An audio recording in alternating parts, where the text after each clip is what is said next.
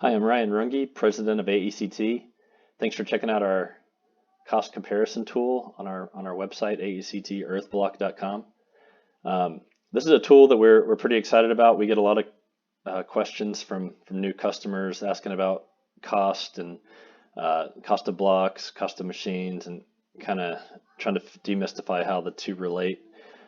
So this is something we've put together that we think is going to answer a lot of people's questions right off the bat.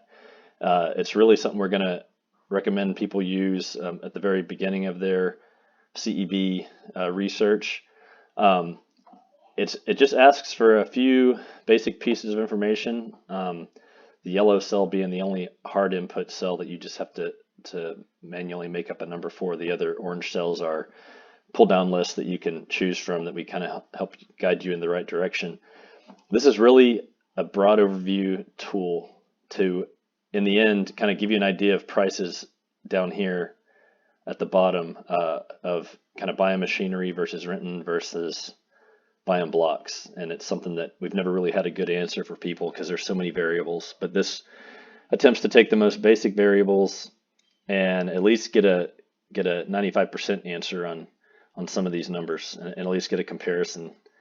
So it first asks for linear feet of wall needed, and this assumes you're building a house, not just a standalone wall or not any other kind of wall, but in a house.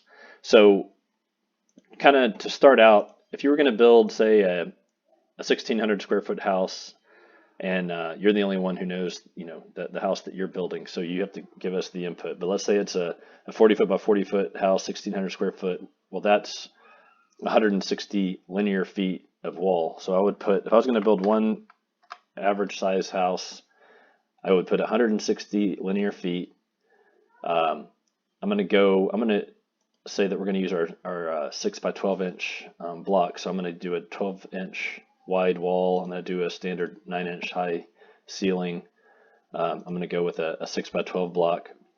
That right off the bat is going to tell you that you need an AECT Impact 2001A machine to make that size block, and for that small an amount, 6,481 blocks is what the tool's telling us we need, and that's a $33,000 machine. Then I'm going to go ahead and select the type of block, cement stabilized or unstabilized. I'm going to say we're going to do 8% cement stabilized for those, and you're the only one who knows how much your dirt is, but if you have earth right there on site, it's going to be 0. If you're like us and you're often buying dirt and having it delivered, I'm going to say $20 because the delivery really being about 2/3 of that. And then depending on how much your cement costs, we've kind of got as low as $280 a yard. You might be able to have a cheaper source depending on where you are.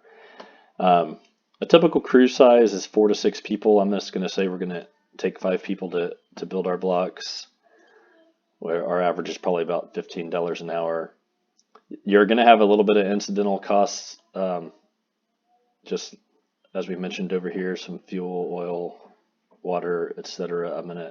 It probably shakes out to about 10 cents per block, and you're going to have some pallets or some way to store these blocks. So that typically comes out to about 10 cents per block as well. And then the state is important because it's going to come into play when comparing your delivery costs.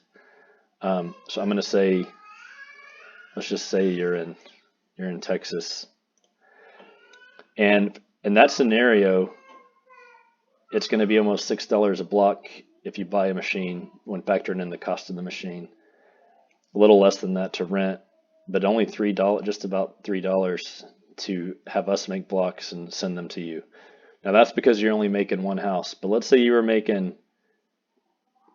three houses. So I'm going to multiply this by 3, and with all the same inputs after that, all of a sudden it makes a lot of financial sense to buy one of those Impact 2001A machines. And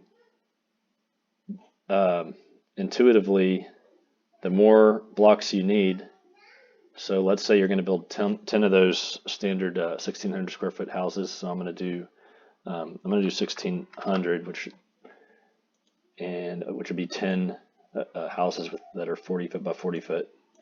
and all of a sudden it's pretty cheap to get each of those blocks. And obviously, the more blocks you need, so in this case, you need 64,000 blocks to build those 10 houses. And the more blocks you need, the cheaper it is to buy a machine and build them yourself, and the cheaper it is to rent. And all of a sudden, the buying blocks doesn't look so good. So that's the basic idea with this tool.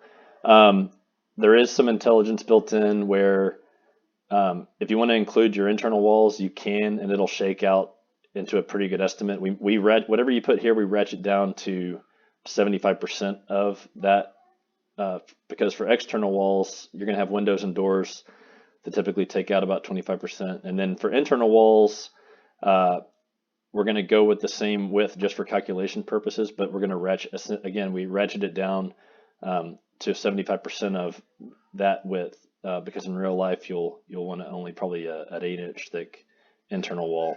And so that's kind of for a more precise calculator down the line that we're going to be developing. This is really just a quick look